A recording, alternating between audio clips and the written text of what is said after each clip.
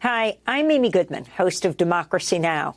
The climate crisis, the curtailment of reproductive rights, authoritarianism. These threats aren't looming. They're here now. If you believe Democracy Now!'s reporting on these issues is essential, please sign up for a monthly gift of $5, $10, or even $20. Go to democracynow.org to make your donation right away. Oh, and your gift will be matched dollar for dollar by a generous donor. Thank you so much.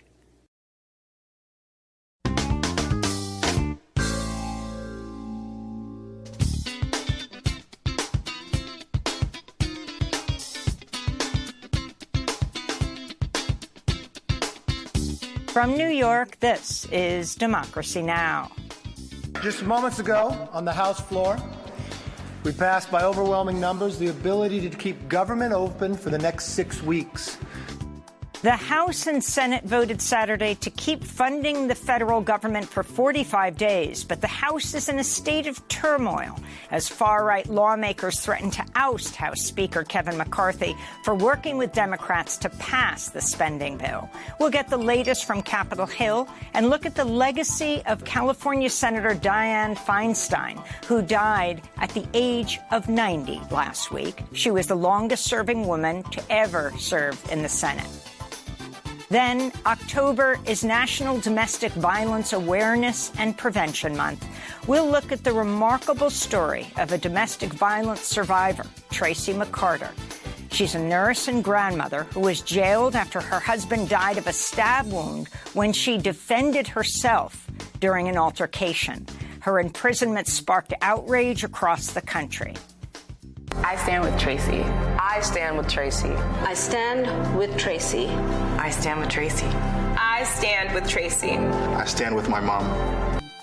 Today, Tracy McCarter joins us for her first television interview since her murder charge was dismissed almost a year ago.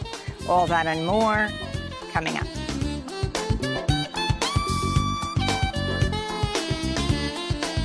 Welcome to Democracy Now!, democracynow.org, The War and Peace Report. I'm Amy Goodman. The U.S. Congress narrowly averted a government shutdown Saturday just hours before a midnight deadline. In an unexpected reversal, House Speaker Kevin McCarthy agreed to a plan with Democrats and a majority of Republicans to keep the government running until November 17th. The bill does not include aid for Ukraine, but it does earmark $16 billion for disaster relief funds. The measure quickly passed through the Senate and was signed by President Biden late Saturday. House Minority Leader Hakeem Jeffries claimed the victory for the American people after the bill's passage, saying it followed a, quote, complete and total surrender by right-wing extremists, unquote. Biden castigated Republicans for once again manufacturing a crisis over funding the government. The brinkmanship has to end, and there shouldn't be another crisis. There's no excuse for another crisis. Consequently, I strongly urge my Republican friends in Congress not to wait. Don't waste time as you did all summer. Pass a year-long budget agreement. Honor the deal we made a few months ago. Florida right-wing Congressmember Matt Gaetz said Sunday he will move to oust McCarthy as House Speaker following passage of the Democrat-backed bill. Far-right Republicans had demanded steep spending cuts and funds to further militarize the southern border.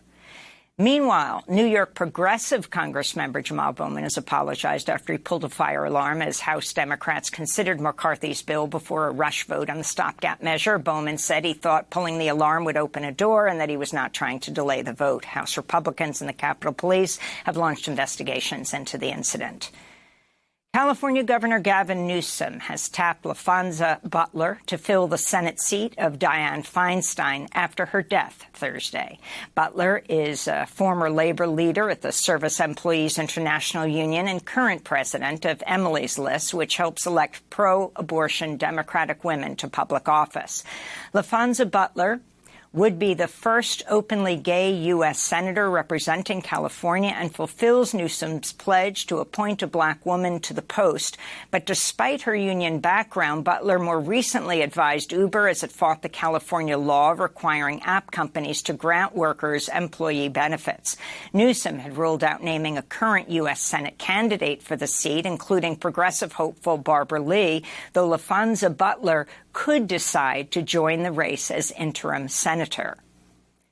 The body of late Senator Dianne Feinstein was flown back to California Saturday. She'll lie in state at San Francisco City Hall Wednesday ahead of funeral services Thursday. Tributes continued to pour in for Feinstein over the weekend. Raised in an abusive home, she went on to become the first woman mayor of San Francisco. She was a pioneering figure in U.S. politics, as well as the first woman to lead the Senate Judiciary and Intelligence Committee. She spearheaded the 1994 bill banning semi-automatic firearms. Feinstein remained to the right of the Democratic Party from her time as a law and order mayor of San Francisco through her support of U.S. wars and invasions, including in Iraq and Afghanistan.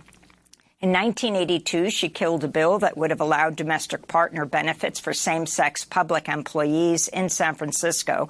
Former UN weapons inspector Scott Ritter said on X this weekend he briefed Feinstein on the lack of evidence that Iraq possessed weapons of mass destruction, yet she went on, like most of the Democratic Party, to back George W. Bush's illegal invasion of Iraq in 2003. Ritter added, quote, "The blood of thousands of Americans and hundreds of thousands of Iraqis stains her soul," he said. In 2014, Dianne Feinstein insisted on releasing a report on the CIA's detention and interrogation torture program following 9/11, calling the CIA's practices a stain on our values and on our history, unquote. More recently, Feinstein drew ire after she condescended to children in her district who came to her office asking her to sign on to the Green New Deal. She chided the young activist, telling one 16-year-old, "You didn't vote for me." New York Governor Kathy Hochul declared a state of emergency Friday as torrential rains brought flash flooding to the Hudson Valley, Long Island, and New York City streets. The deluge turned highways into raging rivers and brought half of New York's subway system to a halt. More than 8 inches of rain fell on JFK Airport in just 24 hours, an all-time precipitation record that Governor Hochul blamed on the climate crisis. And, of course, we know this is a result of climate change.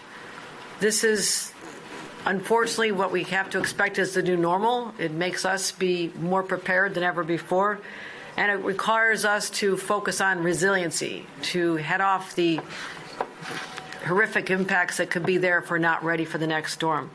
Meanwhile, New York is under another air quality alert today, triggered by smoke from record-shattering wildfires in Canada. In labor news, United Auto Workers ramped up their strike Friday as Union President Shawn Fain called on 7,000 more workers at a Ford and a General Motors plant to walk off the job. We're still talking with all 3 companies, and I'm still very hopeful that we can reach a deal that reflects the incredible sacrifices and contributions our members have made over the last decade. But I also know that what we win at the bargaining table depends on the power we build on the job. It's time to use that power.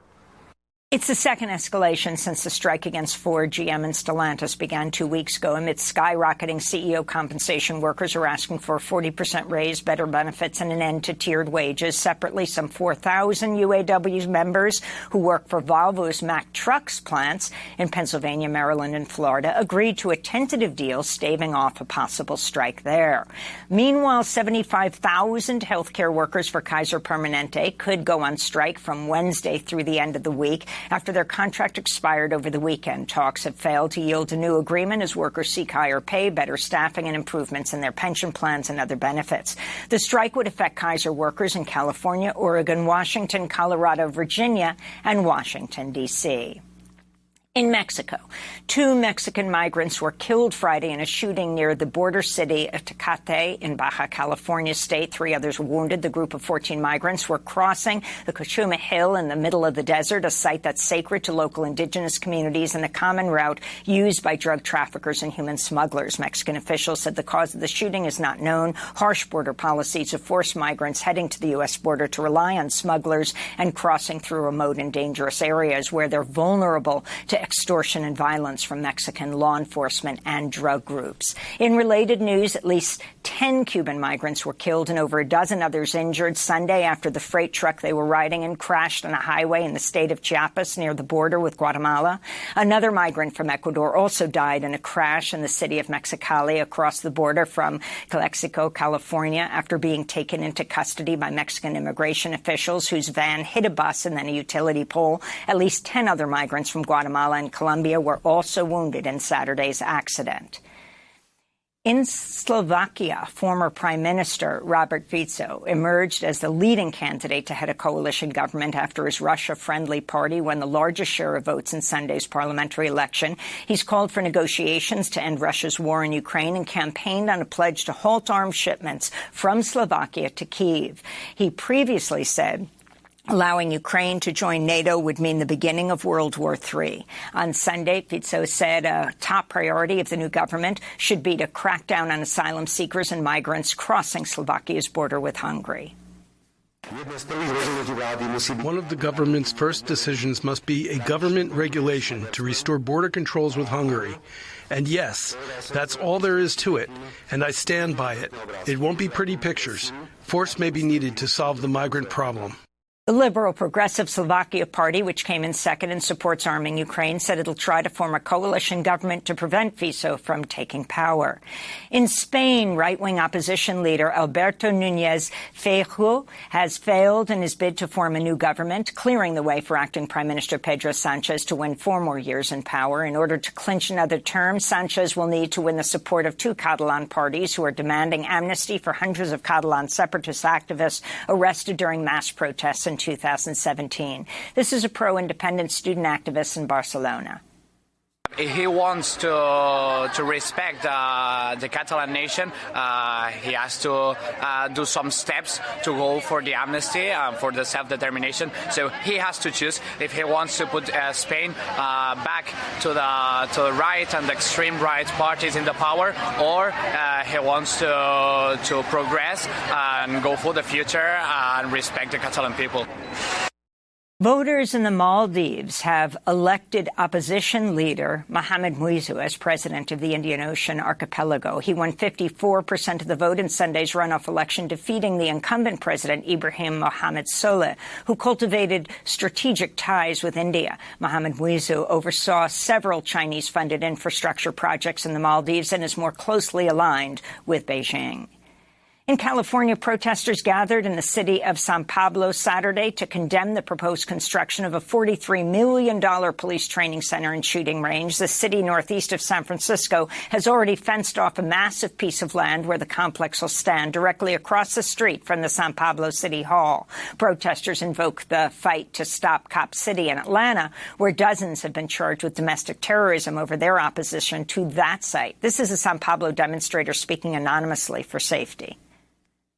It's no wonder that after 2020 and the most massive sort of upsurge of anti-police antagonism in the United States, that the proposed plans for police training facilities are popping up all over the country, right? So they want to better prepare, basically, for counterinsurgency, to better prepare to police and murder Black and brown communities and people who seek to establish their freedom. Donald Trump arrived in New York City Sunday night ahead of his appearance in court today for the start of his civil fraud trial. A judge last week agreed with New York Attorney General Letitia James that Trump, his 2 sons, and the Trump Organization unlawfully inflated the value of their assets to obtain favorable loans and lower insurance rates. James is seeking $250 million in damages and a ban on Trump doing business in New York. Meanwhile, in Georgia, Scott Hall, one of Trump's co-defendants in his election interference case, pleaded guilty to 5 criminal counts related to efforts to remove and tamper with election equipment. Hall, a Georgia bond bailsman, is the first co-conspirator to plead guilty. As part of a deal with Fulton County prosecutors, he's agreed to testify in future proceedings and receive 5 years probation along with a fine of $5,000. And the Nobel Prize in Physiology or Medicine has been jointly awarded to Drs. Catalin Carrico and Drew Weissman, whose work led to the development of the mRNA COVID-19 vaccines. That technology is now being used in research for other illnesses, including cancer. And those are some of the headlines. This is Democracy Now!, democracynow.org, the War and Peace Report. Coming up, the House and Senate vote to keep funding the federal government, but the House is in a state of turmoil as far-right lawmakers threaten to oust the House Speaker. We'll get the latest and look at the legacy of California Senator Dianne Feinstein, who's died at the age of 90. Stay with us.